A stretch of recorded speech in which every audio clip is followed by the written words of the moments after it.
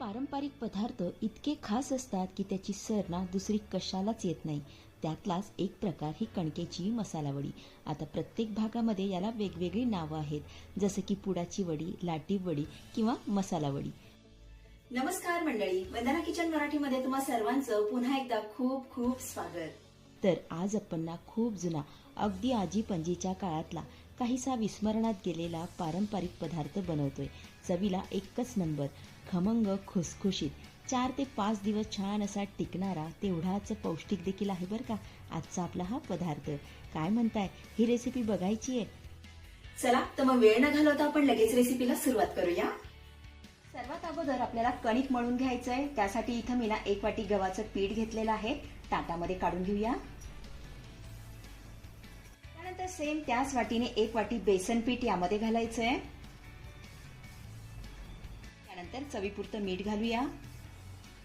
पाव चमचा हळद, अर्धा चमचा लाल तिखट घालूया. त्यानंतर पाव चमचा यामध्ये आपण ओवा घालूया. सोबतच अर्धा चमचा यामध्ये आपल्याला तीळ घालायचे. आता 2 चमचे यामध्ये ना आपण कडकडीत तेलाचं मोहन घालूया, म्हणजे आपली ही वडी ना छान अशी खुसखुशीत होईल. आता यामध्ये घातलेल्या तेलाचं मोहन पिठाला छान असं चोळून लावून घ्यायचंय. अगोदर याला चांगलं मिक्स करून घेऊया.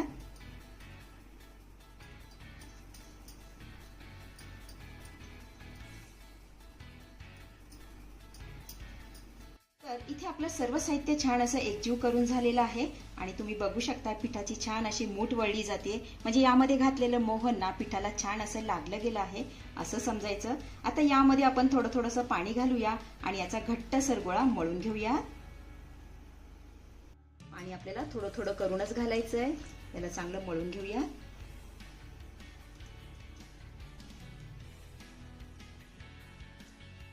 तर इथे बघा आपलं हे पीठ मळून झालेलं आहे आणि इतकं घट्टसर मी मळून घेतलंय. आता यावर ना आपण झाकण ठेवूया आणि हे पीठ 10 मिनिटे चांगलं मुरू देऊया. त्यानंतर गॅसवरती मी कढई ठेवून घेतली. यामध्ये घालूया अर्धी वाटी शेंगदाणे. आता हे शेंगदाणे आपल्याला छान असे खमंग खरपूस भाजून घ्यायचे.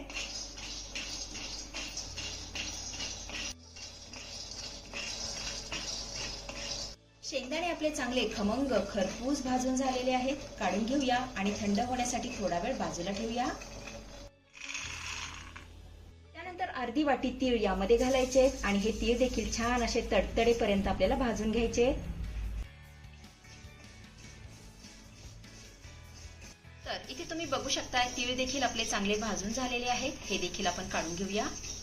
त्यानंतर अर्धी वाटी किसलेलं सुकं खोबरं छान असं तांबूस रंगावर भाजून घ्यायचंय.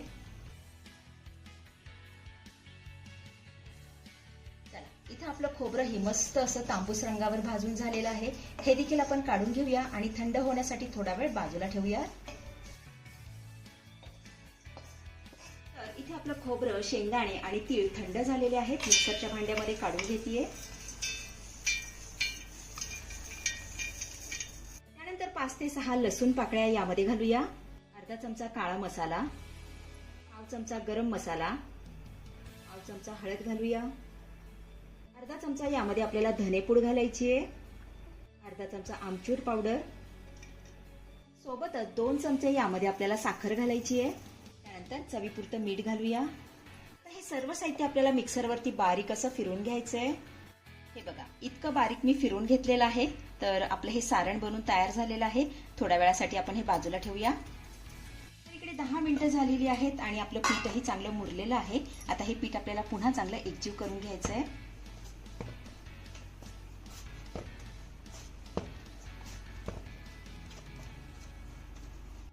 आपलं चांगलं मळून झालं की चपातीप्रमाणे यामधला एक उंडा आपल्याला काढून घ्यायचा आहे आणि याची मस्त अशी एक चपाती लाटून घ्यायची आहे. आता छान असं गोल करून घेऊया.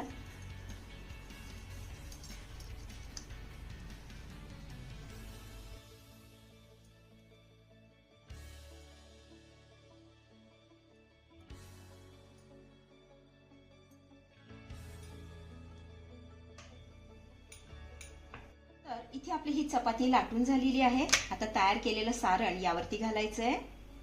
सारण आपल्याला सगळ्या बाजूने छान असं पसरवून घालायचंय. हे बघा अशा पद्धतीने.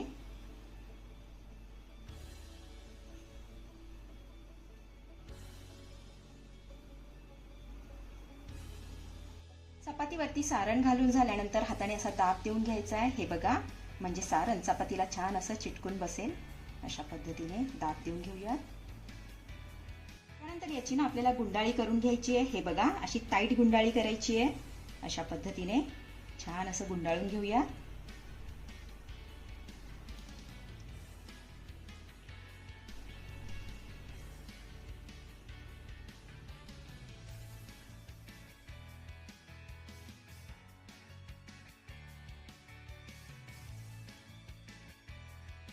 गुंडाळी करून झाल्यानंतर ह्या कडा ना आपल्याला अशा पद्धतीने पॅक करून घ्यायच्यात. हे बघा, छान अशा पॅक करून घेऊया.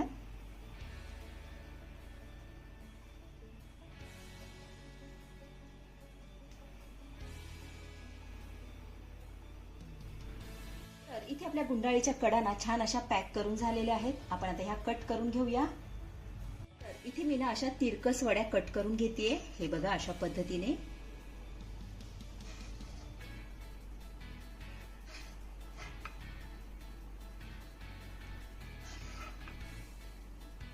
तर इथे तुम्ही बघू शकताय वड्या मी कट करून घेतलेल्या आहेत. लगेच आपण ह्या चाळणीमध्ये काढून घेऊया. तर इथे मी चाळण घेतलीये आणि चाळणीला अगोदरच तेल लावून घेतलेलं आहे. आता यामध्ये ना वड्या ठेवून घेतेय.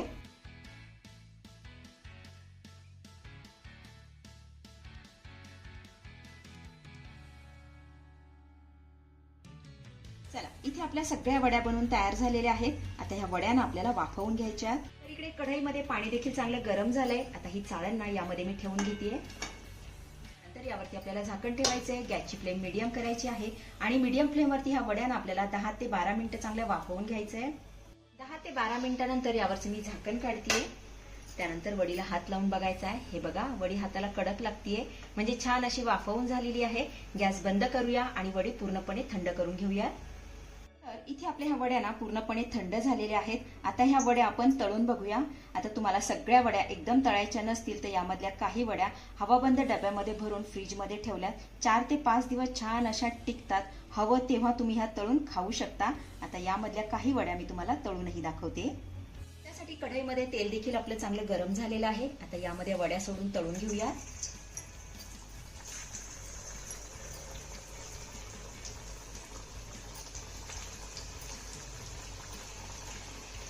वड्या आपल्या तेलामध्ये सोडून झाल्यानंतर गॅसची फ्लेम ना आपल्याला मीडियम करायची आहे आणि मीडियम फ्लेमवरती या वड्या ना मस्त अशा कुरकुरीत होईपर्यंत तळून घ्यायच्या.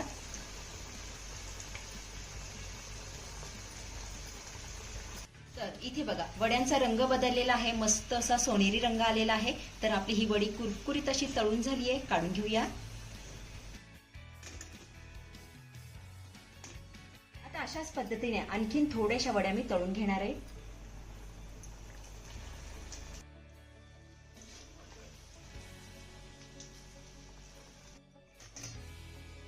अतिशय पौष्टिक अशी मसाला वडी बनवून तयार झालेली आहे. चवीला एकच नंबर लागते.